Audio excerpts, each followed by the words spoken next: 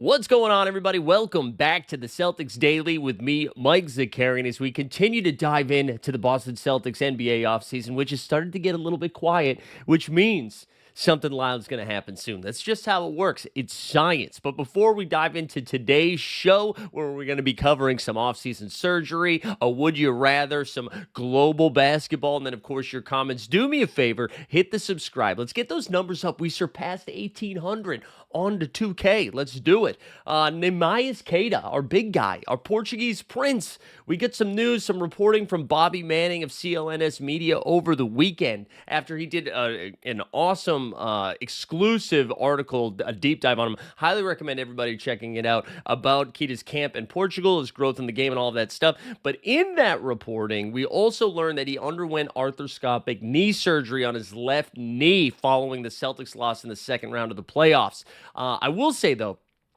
it sounds like he's going to be fine to go, like good to go by the time camp starts. Eurobasket starts in August 27th, and Queta is set to play. So it sounds like avoided anything serious. Just had to clean out some stuff in the knee. Should be good to go. Just a real, like, I know we're talking a lot of international stuff today, but a quick note on Eurobasket. If you've never checked it out, I believe you're able to follow along through, not through League Pass. There is a way to watch some of these games. But anyway, starts at the end of August. Like Porzingis is playing for Latvia. You've got Giannis playing for Greece, Luka playing for Slovenia, Jokic playing for Serbia.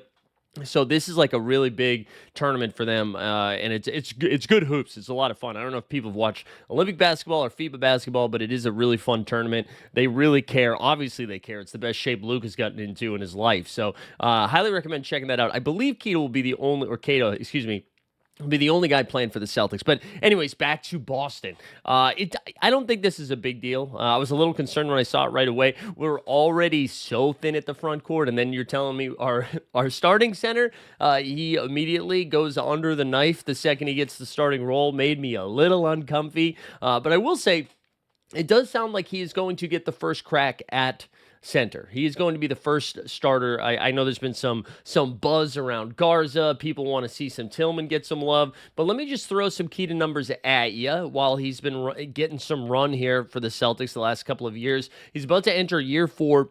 He played 62 games last year. He averaged 5 points, 4 boards, shot 65% from the field. So nothing like too exciting. But I will say he was only doing that in like 13 minutes per game. His rookie season with the Sacramento Kings, he played 8 minutes per game, then 5 minutes his second year. And then with the Celtics, he's played double digits the last 2 years in 12 and 14 minutes per game. He also averages almost a block a game and almost a steal a game. So I think with the extra usage, the fact that he was essentially averaging, what did we say it was last season, 5 and 4 in limited minutes, I think he's going to be close to a double-double type guy, like a 10 and 10. We're not talking like 20 and 10, but a 10 and 10 guy. I do think he has the most upside of the 3 centers that we're going to be rolling out. Luka Garza, again, we kind of know what we have in Garza. This is going to be the most run that he's gotten, but he hasn't shown in his short career that he has the ability to defend at not even a high level, but a mid level. Like, he's got the 3-point shot. He can extend the floor, can put up some like good counting stats, right? Some good fantasy numbers for you, but he's not really helping you play team defense very well. And then Xavier Tillman, like same thing. Tillman has had a tough time staying on the court because of health. I will say the one thing that Tillman has done, and it's crazy to see that he's only been in the year for a couple of years. This is going to be his 5th year, I believe, right? Oh no, he entered the league in 2020, excuse me. But he just looks like he's 45. Whenever him and Al Horford were standing next to each other, it was like, which one of these guys is older? But last season, like, only played 33 games, was barely getting any run. We've at his height, right? The most, and by height, I don't mean how tall he is, but at his best season, it was 22-23 with the Grizzlies. He played 61 games that year. He started 3 of them, and he averaged like 7 points. So again, I think we kind of know what we have with the front court. Except for Queta. I think Neemias Queta has like the highest ceiling. We could see some real fun stuff from him. And if you're, again, a glass half full Boston Celtics fan, that's where you put your hopes and dreams into Queta. And then we have some fun with that. So I hope he recovers quickly. Sounds like he's good to go because Eurobasket's in 3 weeks, and he said he's ready to play. So there you go. Again, a quiet news week. So this is what I figured we could do here for a Would You Rather. because there's been a lot of talk about the future or the immediate future of this Celtics team. Like, do they take a gap year? Do they just retool? Do they still try to compete and like make a playoff run without their best player, Tatum? There's a lot of talk around the second apron and how that's limiting teams from actually like growing. But I wanted to like the Celtics do have Jaylen Brown and Jason Tatum under contract. They still have Sam Hauser under contract as well. Peyton Pritchard's under contract, right? They still have a lot of holes to fill. They've got a lot of young guys. They're unsure what they have in like Baylor Shireman entering year 2, Jordan Walsh entering year 3. What are you going to get from Amari Williams, the rookie, Hugo Gonzalez, Max Sugar? Probably not too much as a two-way.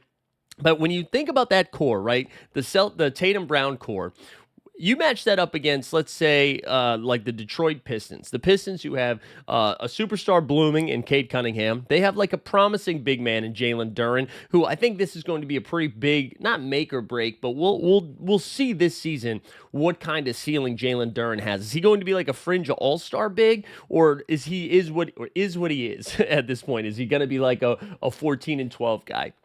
They have Jaden Ivey, who, again, they were like the 5th pick, I believe, in the draft, 4th or 5th pick a couple of years ago. Last year was off to like a decent start. It was the first year that Ivey and Cade really played together, and then he broke his leg and he missed like the entire second half of the NBA season. So you've got that core of Ivey, Cade, Duren, and then I left out Asar Thompson, who isn't Amin Thompson, which everyone's excited about Amin Thompson, but I think Asar Thompson has a higher defensive ceiling. He's just like an incredible on-ball and team defender. So you've got that core 4 of their young guys, and then like you see whatever young pieces they have. Like right now, I mean, I'm sorry, what other pieces they build around it, right? They've got Tobias Harris and Duncan Robinson, Isaiah Stewart, blah, blah, blah. So that's one option. Another one, we have the Orlando Magic, who I think have, in some ways the JV version, which sounds more detrimental or negative, inflammatory than I mean it. But like Paolo and Franz, Tatum, Brown, right? It's kind of like the I don't want to say poor man's, the Diet Coke version, where it's these 2 elite wings. Paolo, who is probably ascending to like the real Tatum level. Like I think you could put Tatum and Paolo in the same conversation after this season. Franz, I think Jaylen Brown is a better player than Franz, and unless Franz makes big leaps or his 3-ball becomes a little bit more consistent. But anyways, same thing, right? Like you get these 2 wings, and then you get Desmond Bane in there. They still have some other young guys like Anthony Black. They have a clear hole in center, but that core moving forward for the next 4 or 5 years, you have a good feel for what that is. Atlanta Hawks, they've got like this weird group of talent, right? Where you have Trae Young, who not that he's not young, but like, Trae Young in his prime right now. Then you've got Jalen Johnson, who again almost made an all-star team last year before getting hurt. Dyson Daniels off of Most Improved, an all defensive team. And then you've got like the young guys in Zachary Reese-Sachet. They've got another pick, an unprotected New Orleans pick next season. But I think they're like further along, right, with Onyeka Okongwu and Kristaps Porzingis. So I think I would clearly put the Celtics ahead of them. You've got the Knicks, who are in their prime right now. The Knicks are in their prime and they're getting expensive. But Brunson, Cat, Bridges, Josh Hart, OG Anunoby. Would you rather have the Knicks for the next 5 years? You get the Cavs, who I don't know what they're going to look like 5 years from now, but their next 2 years very exciting with Mobley and Allen, Mitchell and Garland. After that, though, I don't think there's any other team in the conversation. I'm not like, the Sixers, they've got a fun young core, but I don't, like as the Embiid stuff deteriorates a little bit more, the Paul George stuff deteriorates a little bit more, like, yes, they will be an exciting team to build around Maxey and Edgecombe and Jarrett McCain, but I don't think they have like the ceiling, let's say, as the Boston Celtics. I'm trying to think of anybody like the Raptors. We're not putting them in the conversation. The Bulls, Hornets, Nets, like nobody like that. So the Bucks, I guess, is the other one. And you're like, well, when you have Giannis Antetokounmpo, you have a chance at all times. I just don't think they have. Like, I don't even know if Giannis is on this team in 4 or 5 years. So I don't think I could include them in that range of players. So for me, and let me just make sure I didn't forget anybody, because I'm so scared that I forgot somebody. But for me in the East, I think there is a real conversation around the Magic and around the Detroit Pistons for like the next 5 years. The Pacers too, that is a team that I forgot, but I don't think so. I just think the ceiling of Tatum and Brown is so much higher. And honestly, I think I would take the Celtics over the Knicks, because I think the Knicks have legit limitations with their roster construction. And I mean, we're talking about how the Celtics don't have have a center right now. When we get to this time next season, you're going to notice that the Knicks don't have a center either. They're going to have Karl-Anthony Towns, but they don't have anybody that's going to be able to defend, because they're not going to be able to afford Mitchell Robinson. So I think, and the Heat, I didn't talk about the Heat. I don't think they're in this list either. But I do think they're I think the Cavs I think I still would take the Celtics over the Cavs. I know Mobley on record says he thinks he can compete for the 2026 and 2027 NBA MVP. Go get him, son. But I think like if you think Cade's ceiling is top five, if you think Paolo's ceiling is top five, then I do think the next 5 years you're going to see a lot of Pistons and a lot of Magic, and then I'd put the Celtics right there. I think the Celtics are in that conversation with those. Those are the teams that I would rather have for the next 3 years here in the Eastern Conference. And give me the Celtics. Give me the Celtics, will you? All right, let's do our third topic here. The NBA Europe stuff is like really starting to pick up steam, and this impacts the Celtics in one way specifically. There's been a lot of rumors over the last like 2 years, 3 years that all of a sudden have slowed way down. And it was almost a guarantee that the NBA was going to expand, right? And it had come down to 3 teams. And then I'm talking about in the NBA, 3 different cities.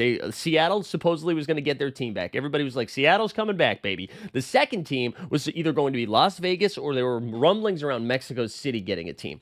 Now, all of a sudden, they pumped the brakes on that, and I don't know if that's happening anymore. And part of it is because I think the Celtics, I think the NBA, with their media rights deal, all these owners just got all this money, and they're like, why would we want to expand to give money away?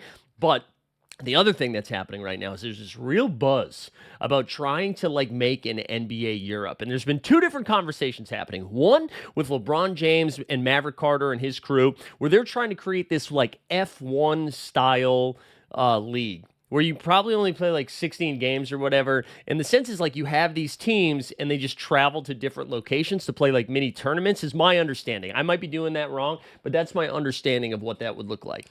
That's not it's super intriguing to me. I think maybe like that would be that almost feels like a better talent version of like the Big 3 league that they have, where it's just like these guys at the end of their career, like Dwight Howard and Michael Beasley and DeMarcus Cousins, right? I think it would be a better version than that, obviously, if it's like LeBron and company making that happen. But the NBA Europe is a little bit more intriguing because it's like the FIBA style ball or Eurobasket, and like you've got like Real Madrid, you've got like, right, dude, they just create an NBA in Europe, and I don't know if that would impact the level of talent that is in the NBA. I think it probably would be a place where like you kind of see how I don't want to compare it to this because we don't know what it would look like, but like the MLS, right? Where let's say somebody had a great career and then they're like, what if I just go get stupid money to play in Madrid for a couple of seasons? Kind of how like Messi comes to Miami for dumb money, or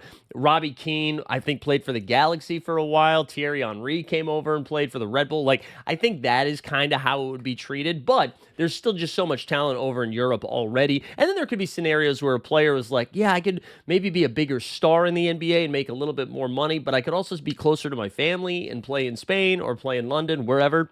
But anyways, all this to say, the reason why I think this is kind of important, especially with the new Celtics ownership and the changing of the guard, one of the things that would have happened if they did expand is an expansion draft.